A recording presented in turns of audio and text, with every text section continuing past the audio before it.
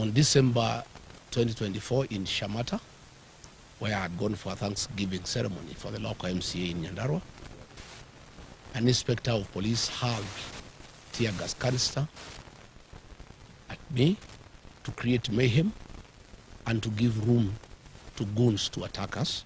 Again, members of the public protected us.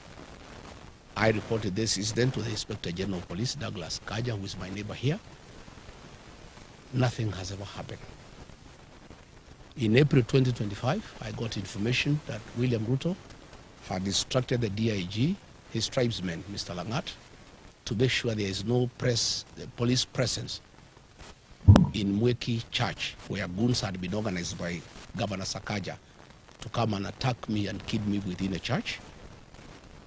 Again, members of the public and my security protected me, and the goons did not achieve what they had come to do.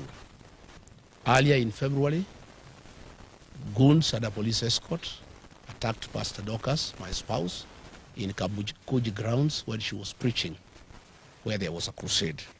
Again, today, nothing has ever been done. In July, when I was in the United States, my team of Senators Joe Nyuto and John Medho of Nyandarua, Victor Munyaka, the former member of parliament for Machakos Town, were attacked by police with live bullets. This matter was reported to IPOA. Again, no action has ever been taken.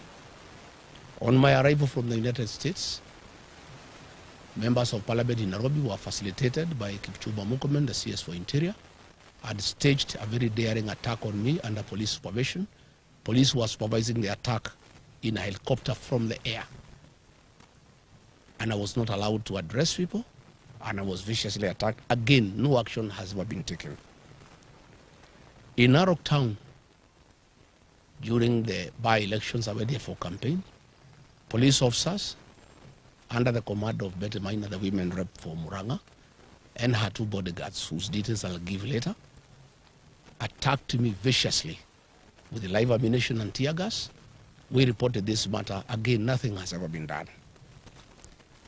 Just after the by-elections, I went for a Thanksgiving ceremony in Kariobangi PCA Church. Again, goons descended on us under police escort. And when they were overwhelmed by members of the public and my security, the police assisted them. Police lobbied tear gas canisters inside the church to enable the guns come inside the church. They were repulsed by members of the public, and we escaped without being injured. Women and children were hurt inside that church. Immediately thereafter, William Ruto declared that goons will never be allowed to attack anybody or to go to church, and instructed IG Kaja to make sure that will never happen. It was just mere talk and camouflage, because he's the one behind these attacks, and these attacks have gone on unchecked. Again in Gatundu, last Sunday, goons attacked us. Goons were organized by Moses Kuria and the MP for Thika Town, Alice Nganga, the MP for Gatundu South, Bwana Kangombe, and under police supervision, attacked us viciously, attacked the church, and police threw tear gas canisters inside the church at Kemoria, injuring women and children. Today in Witima ACK Church, a gang of us 15 police officers, rogue police officers, under the command of two bodyguards belonging to that guard Betty Maina, the women rep from Muranga, Peter Wainaina Kapoga, telephone number 0723-506-647, and another bodyguard of Betty Maina, John Maina, aka Birash, telephone number 0712-791-609, and another goon from Muranga, Abros Manyeki Njeri, telephone number 0710-788-577, converged at the Kamunyaka home of Eric Wamombi, the member of parliament for Mandera, in the morning for breakfast and briefing. They later moved to Witima with the AK-47 rifles and tear gas canisters and descended on the church. They injured women and children and hurt many people. The police touched one of my vehicles KDK 002, a Toyota Land Cruiser. They deflated tires of all the people who were in church and caused untold damage to vehicles. They beat people outside the church mercilessly. The goons that came, they were in an Nissan Matatu, KDR 467N from Namu Shato. XN 467 X from Namu Shato. These are the people who attacked the church, and they had AK-47, and we have corrected some cartridges. 7.62 millimeter, they are here from AK-47, and they had come to kill, and they were baying for our blood. And people have been left in anguish, wondering why their own government can turn against the Church of Christ and turn against leaders. I've heard Murkomen saying that they are going to investigate. How can Murkomen investigate himself? How do police investigate themselves? These people came with a police vehicle, GK vehicle, GKB 765X, and another one from Maragua police station that ferried goons and police officers from Muranga.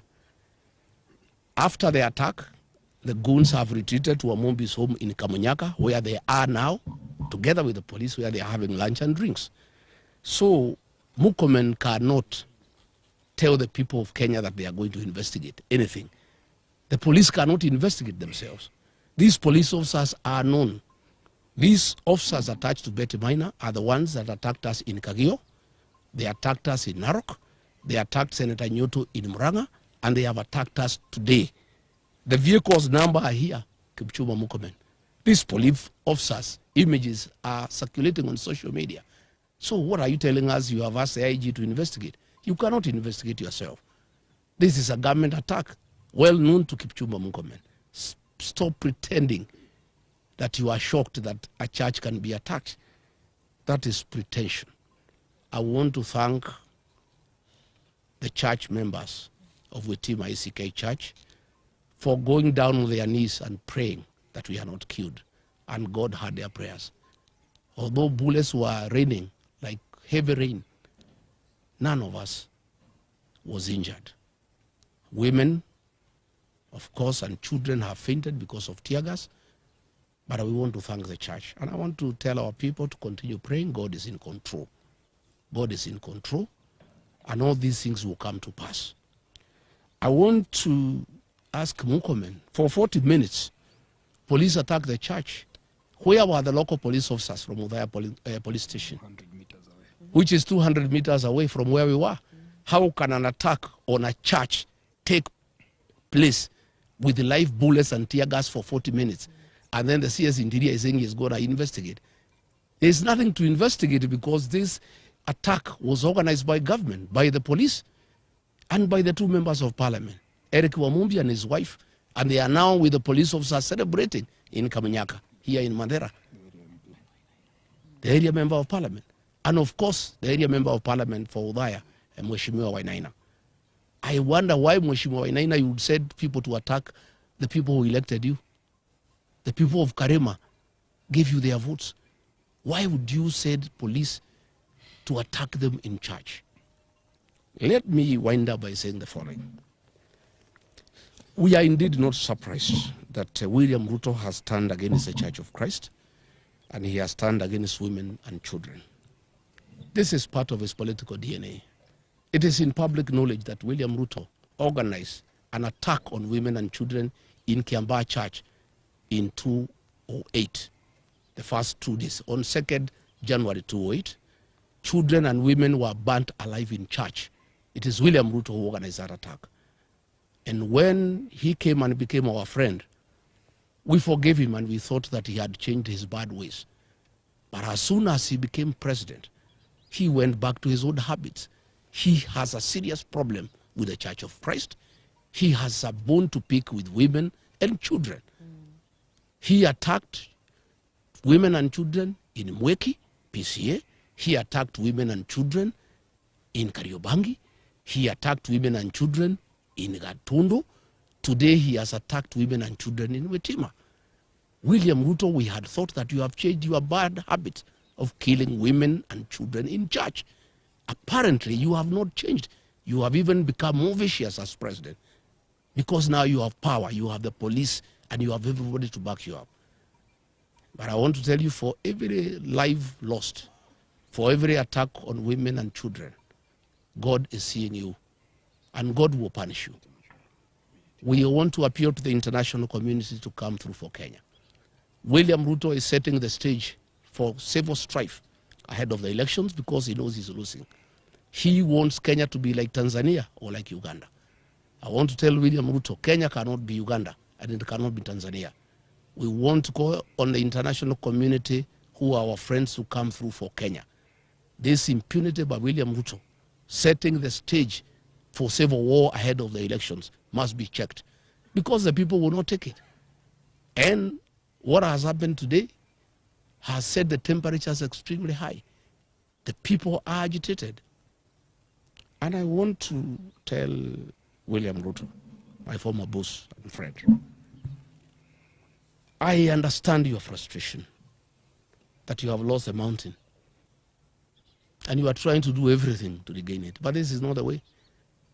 Attacking churches, attacking women and children, trying to kill leaders, you are simply making the situation very difficult. The people of this region whom you have declared war on are hating you much more than they hated you yesterday. There is no way you can force the people of this area to support you. And use of police and goons will not help you. And this is just making the situation more complicated. I want to call on Kenyans to pray for our country. Our president has gone rogue. He has panicked because of the impending loss of power in the next general election. And he has become extremely dangerous. Nobody is safe anymore. If he can attack the church that prayed him into power, I think he has gone rogue. And this is totally unacceptable. I've seen a lot of nonsense by government bloggers trying to say that we can stage manage our own attack. Where can we get access to tear gas? Is it sold in a supermarket or in Gikomba? Where do we get access to AK-47 assault rifles? Where do we get access to government land cruisers? Where do we get access to police uniform? We can't. And Kenyans are not foolish. I know that is the narrative they have been trying to do to bring so that they can arrest my supporters and my security and try to blame them. But today's happening is recorded. The vehicles are there. The policemen are there.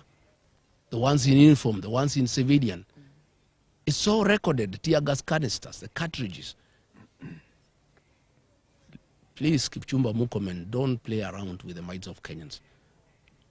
Just make a decision. If you want to make this country ungovernable, well and good. If you have decided to use the police to kill, go ahead. And I want to invite the members of the National Security Council outside William Ruto, Kithure Kindiki, and Kipchumba Murkomen. Those three have stopped thinking, and they really don't care about the security of this country. I want to ask the Chief of Defense Forces, the IG, the Director General of NIS, to sit down President William Ruto and tell him that if Rigathi Gachagua is assassinated or injured, there will be turmoil in this country, and there will be instability in this country. And what he's doing is wrong. And somebody must talk some sense into the president. And there is no way he can be president by force. He was elected into office as a very popular president. He has goofed by doing all the wrong things and antagonized the people of Kenya. And when he is in a hole, the first thing you do, you stop digging. He's digging further by unleashing violence on the Church of Christ, on elected leaders, on women, on children. He's just